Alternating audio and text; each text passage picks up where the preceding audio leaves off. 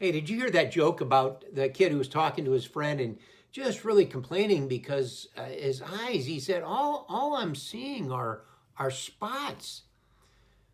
Had a concerned look in his friend and just looked at him. And he said, well, what about, an ophthalmologist, or have you gone to see a doctor about this? And the reply came back, look with kind of dismay. No, no, no.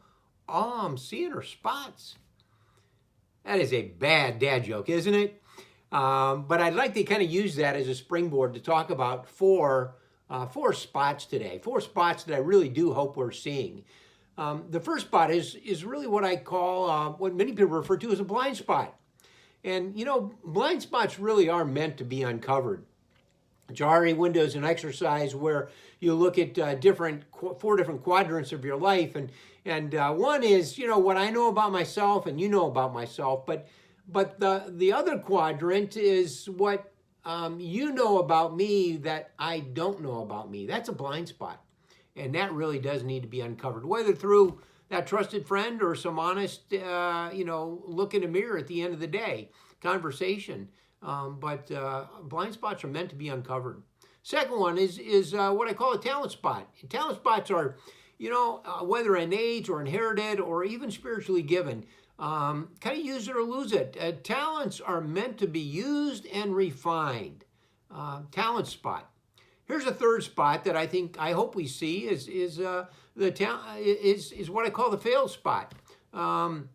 We've all got them, when I've hit some of those speed bumps in my life, an exercise I often do is I take an empty piece of paper and I begin filling that out. I kind of push back the dirt and look at that failure and say, okay, what do I need to own and what do I just need to leave behind? That's taking a look at a failed spot, and that's a good exercise. Here's the fourth spot that I think is worth looking at, and that's what I call the right spot. What's a right spot? Well, that's, there are truths that we orient our life around.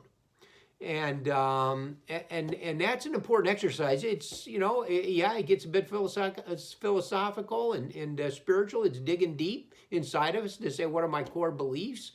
But it's a worthy exercise because at the end of the day, we don't want to be having kind of thrown the paintbrush around, finding our ladder's been leaning up against the wrong house.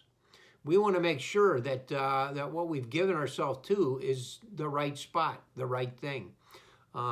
There's an ancient scripture that says, what does it profit a man if he gains the whole world, but he forfeits his soul? What's he going to give in exchange for his soul?